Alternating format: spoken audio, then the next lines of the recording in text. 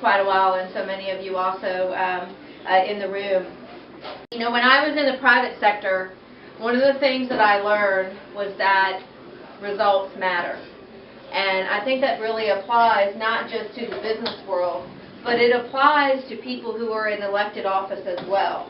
Results really do matter. It's not enough to just vote no. It's not enough to just co-sponsor things. You actually have to get things done. And I think by any measure, the results that we're getting out of Washington are pretty poor. Does anybody disagree with that?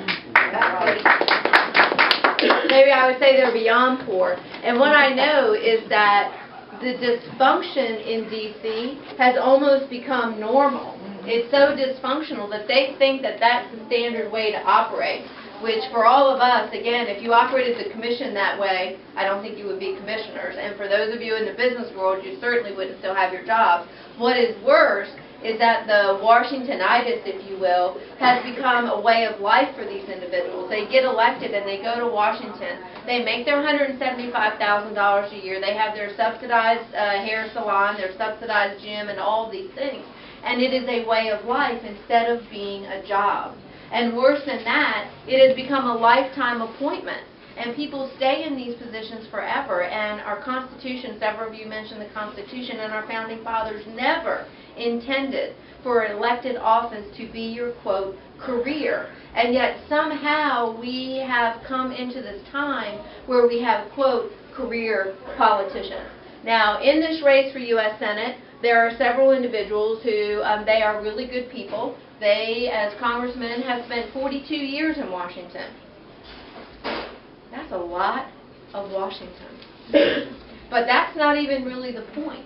The point is, what are the results for their time? Well, we have reckless spending that's led us to a $17 trillion debt. We have Obamacare. We have excess taxation. We have overregulation. And the list just goes on and on. The IRS scandal, Benghazi, NSA, our own government spying on us. And what have these folks done about it? Nothing. Nothing. And it would be easy to sit back and blame everything on the Democrats. But we know, and the hard truth, is that accommodating Republicans have been a part of this as well. Because we haven't gotten where we've gotten over the past 20 years just through the Democrats. Republicans have played a part in this as well.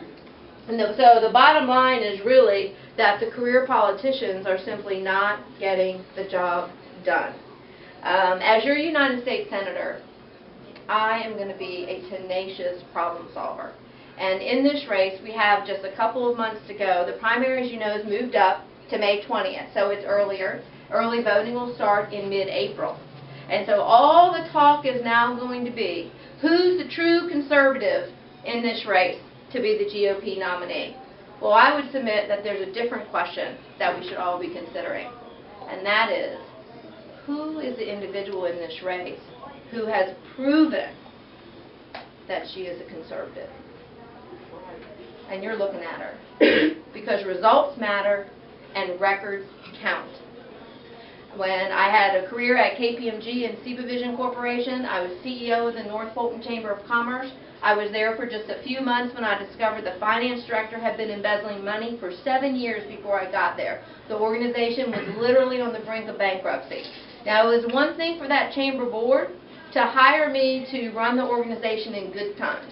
Quite something different for them to remain confident in me to actually lead this organization through the very worst of times. But I faced our membership, and I faced our board, and I stood up and I told them exactly what had happened. I had the facts. I had a turnaround plan. I went to the bank. I asked for a loan. I put my personal reputation on the line to secure that loan.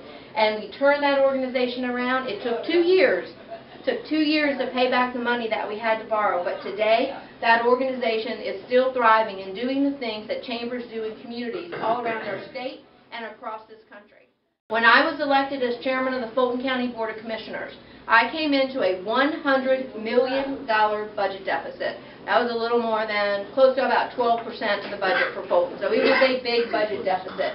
Now, those of you who follow commission politics know that in Fulton County, there isn't a Republican majority.